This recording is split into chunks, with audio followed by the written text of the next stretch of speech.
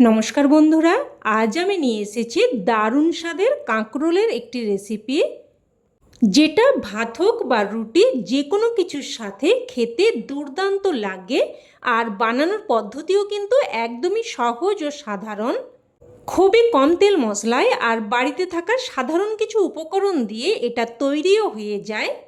আর এটা খেতে এতটাই টেস্টি হয় যে কাঁকরোল খেতে একদমই পছন্দ করে না সেও কিন্তু একদম হাসি মুখে চেটেপুটে খেয়ে নেবে।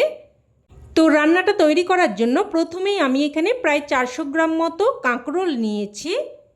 এবার কাঁকরোলগুলোকে প্রথমে খুব ভালোভাবে ধুয়ে নিয়েছি, কারণ কাঁকরোলের গায়ে কিন্তু অনেক কাদা মাটি লেগে থাকে, তাই প্রথমে খুব ভালোভাবে ধুয়ে তারপর দেখুন কেটে নিচ্ছি। কাঁকরোলগুলোকে দেখুন ঠিক এইরকমভাবে পাতলা পাতলা করে কেটে নিয়েছি। তো এইগুলো একটা প্লেটের মধ্যে উঠিয়ে রাখছি। এবার এখানে আমি নিয়েছি দুটো মিডিয়াম সাইজের আলুগুলোকেও ঠিক কাঁকরোলের মতো করেই কেটে নেব। তো দেখুন আলুগুলোকেও একদম পাতলা পাতলা মতো করে কাঁকরোলের সাথে সামঞ্জস্য রেখে একই রকমভাবে কেটে নিয়েছি। এবার গ্যাস অন করে কড়াই বসিয়ে এখানে দিয়ে দিলাম ছোটো চামচের 2 চামচ মতো সর্ষের তেল। তেলটাকে খুব ভালোভাবে গরম করে নিয়ে এবার এর মধ্যে কেটে রাখা কাঁকরোল আর আলুগুলো দিয়ে দিলাম। দিয়ে দিচ্ছি অল্প একটু লবণ আর অল্প একটু হলুদ গুঁড়ো। লবণ আর হলুদ গুঁড়োটা দিয়ে ভালোভাবে মিশিয়ে নেব। ভালোভাবে মিশিয়ে নিয়ে এবার একটা ঢাকনা দিয়ে দিয়ে মিডিয়াম ফ্লেমে প্রায় কিন্তু 4 থেকে 5 মিনিট মতো কাঁকরোল আর আলুটাকে ভেজে নেব। আর এই সময় আমি একটা মশলা তৈরি করে নেব। তো একটা পাত্রের মধ্যে নিয়ে নিলাম অল্প একটু আদা, প্রায় হাফ ইঞ্চি মতো আদা দিয়েছি। দিয়ে দিলাম 7-8 কোয়া মতো রসুন আর দুটো কাঁচা লঙ্কা, তবে ঝালটা কিন্তু অবশ্যই আপনারা আপনাদের স্বাদ অনুযায়ী দিয়ে দেবেন। তো আদা, কাঁচা লঙ্কা আর রসুন সব কিছুকে দেখুন থেঁতো করে নিয়েছি। এবার এগুলো একটা পাত্রের মধ্যে উঠিয়ে নিচ্ছি। এবার এদিকে ঢাকনা দিয়ে দিয়ে প্রায় কিন্তু 4 থেকে 5 মিনিট মতো কাঁকরোল আর আলুটাকে ভেজে নিয়েছি। দেখুন কাঁকরোল আর আলুটা যখন ঠিক এই রকমভাবে ভাজা হয়ে যাবে তখন এর মধ্যে দিয়ে দিলাম একটা বড় সাইজের কুচানো পেঁয়াজ। আর পেঁয়াজটাকে কিন্তু আমি একটু মোটা মোটা মতো করে কেটেছি, একদম কিন্তু পাতলা মতো করে কাটিনি। তো এবার আবারও প্রায় মিনিট খানেক মতো নাড়াচাড়া করে পেঁয়াজ, আলু, কাঁকরোলটাকে ভেজে নেব।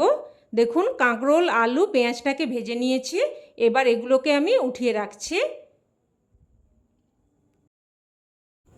উঠিয়ে নিয়ে ওই কড়াইয়ের মধ্যে আবারও দিয়ে দিলাম প্রায় ছোটো চামচের 2 চামচ মতো সর্ষের তেল। ফোড়নে দিয়ে দিচ্ছি হাফ চামচ কালো জিরে আর হাফ চামচ গোটা জিরে। 2 রকম জিরে মিশিয়ে দিলে ফ্লেভারটা কিন্তু খুবই সুন্দর আসবে। আর একটা শুকনো লঙ্কাকে 2 টুকরো করে দিয়ে দিলাম। এবার ফোড়নটাকে নাড়াচাড়া করে কয়েক সেকেন্ড ভেজে নেব। ফোড়নটা ভেজে নিয়ে এবার এখানে থেঁতো করে রাখা আদা, রসুন আর কাঁচা লঙ্কাটা দিয়ে দেব। আদা, রসুন আর লঙ্কাটাকেও কিছুক্ষণ নাড়াচাড়া করে ভেজে নেব, মোটামুটি যাতে করে আদা, লঙ্কা, রসুনের কাঁচা গন্ধটা চলে যায়। তো ভেজে নিয়ে এবার এখানে দিয়ে দেব ছোটো চামচের 1 চামচ মতো বেসন। খুব বেশি বেসন কিন্তু দেয়া চলবে না, ছোটো চামচের 1 চামচ মতো বেসন দিলেই কিন্তু চলবে। তো বেসনটাকেও কিছুক্ষণ নাড়াচাড়া করে ভেজে নেব, যাতে করে মোটামুটি বেসনের কাঁচা গন্ধটা চলে যায়। বেসনটা দেওয়ার সাথে সাথেই দেখবেন একটা বেসনের কাঁচা গন্ধ বেরোতে শুরু করবে, আর একটুক্ষণ নাড়াচাড়া করলেই কিন্তু এই গন্ধটা চলে যাবে আর এইরকম ফেনা মতো হতে শুরু করবে। তখনই বুঝবেন যে বেসনটা ভাজা হয়ে গেছে। আর ঠিক এই পর্যায়ে দিয়ে দিতে হবে টমেটো। এখানে আমি দুটো মিডিয়াম সাইজের কুচানো টমেটো দিয়ে দিয়েছি। তো টমেটোটাকেও একটুক্ষণ নাড়াচাড়া করে ভেজে নিয়েছি। এবার এখানে দিয়ে দিলাম হাফ চামচ মতো জিরের গুঁড়ো, হাফ চামচ মতো ধনের গুঁড়ো, হাফ চামচ মতো হলুদ গুঁড়ো আর দিয়ে দিলাম হাফ চামচ মতো কাশ্মীরি লঙ্কার গুঁড়ো। এটাতে কিন্তু তরকারিটা ঝাল বেশি হবে না, তবে তরকারির কালারটা সুন্দর আসবে। আর দিয়ে দিলাম স্বাদ অনুযায়ী লবণ। আর তরকারির সমস্ত লবণটা কিন্তু আমি এই সময়ই দিয়ে দিয়েছি। আর দেখুন মশলাগুলো যাতে পুড়ে না যায় তার জন্য আমি কিন্তু কিছুটা জলও দিয়ে দিয়েছি। এবার সমস্ত মশলা নাড়াচাড়া করে বেশ ভালোভাবে কষিয়ে নেব। যেহেতু বেসন দেওয়া আছে তাই কিন্তু সহজেই কড়াইয়ের মধ্যে মশলা আটকে যায়, তাই কিন্তু অনবরত এইভাবে নাড়াচাড়া করে যেতে হবে। তো দেখুন মশলাটাকে নাড়াচাড়া করে কিন্তু বেশ ভালোভাবে কষিয়ে নিয়েছি। আর ঠিক কিন্তু এইরকম ভালোভাবে কষিয়ে নিতে হবে। এবার এখানে দিয়ে দিচ্ছি ভেজে রাখা কাঁকরোল, আলু, পেঁয়াজ, আর সাথে অল্প একটু জলও দিয়ে দিচ্ছি।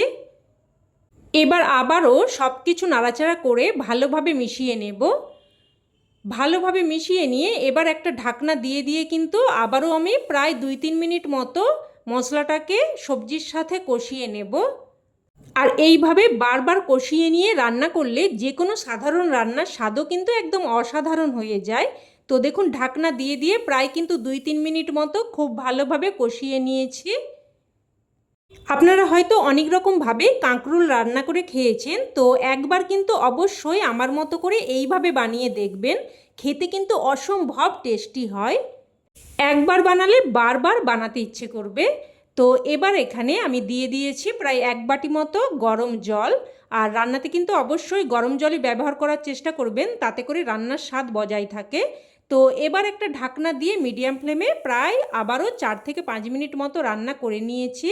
আর এবার দেখে নেব কাঁকরোল আর আলু ভালোভাবে সেদ্ধ হয়েছে কি না। তো দেখুন আলু কিন্তু একদম ভালোভাবে সেদ্ধ হয়ে গেছে, আর কাঁকরোলও কিন্তু খুব সুন্দরভাবে সেদ্ধ হয়ে গেছে।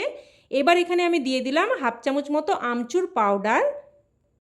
তবে আপনারা আমচুর পাউডারের পরিবর্তে কিন্তু অল্প একটু লেবুর রসও ব্যবহার করতে পারেন, তবে যে কোনো একটা কিন্তু অবশ্যই দিয়ে দেবেন, তাতে করে রান্নাটা কিন্তু বেশ চটপটা স্বাদের হবে। এবার স্বাদটাকে সুন্দরভাবে ব্যালেন্স করার জন্য অল্প একটু চিনি দিয়ে দিয়েছি, আর দিয়ে দিলাম 4টে চেরা কাঁচা লঙ্কা, আর সামান্য একটু গরম মশলার গুঁড়ো দিয়ে দিলাম। চিনি, চেরা কাঁচা লঙ্কা আর গরম মশলার গুঁড়ো দিয়ে ভালোভাবে মিশিয়ে নিলাম। এবার এখানে দিয়ে দিচ্ছি সবশেষে কিছু কুচানো ধনেপাতা। কুচানো ধনেপাতাটা দিয়ে ভালোভাবে মিশিয়ে নেব। আর তরকারিটা কিন্তু ঠিক এই রকম মাখো মাখো হবে, আর তাতে করেই কিন্তু খেতে বেশি ভালো লাগবে। তো কুচানো ধনেপাতাটা দিয়ে ভালোভাবে মিশিয়ে নিয়েছি। এবার গ্যাসের ফ্লেম বন্ধ করে একটা ঢাকনা দিয়ে স্ট্যান্ডিং টাইমে রেখে দিচ্ছি, যাতে করে ধনেপাতার ফ্লেভারটা খুব ভালোভাবে মিশে যায়। তো রান্না কিন্তু এখন একদম তৈরি। এবার এটা গরম গরম ভাত বা রুটি যে কোনো কিছুর সাথেই পরিবেশন করতে পারেন। খেতে কিন্তু জাস্ট ফাটাফাটি লাগে। তবে আমার কথাই নয়, অবশ্যই আপনারাও এইভাবে একবার বানিয়ে দেখুন, তবেই কিন্তু এর স্বাদ আপনারা উপলব্ধি করতে পারবেন। তো রেসিপি কেমন লাগলো অবশ্যই কমেন্টে জানাবেন, আর ভালো লেগে থাকলে লাইক শেয়ার করতে যেন ভুলবেন না।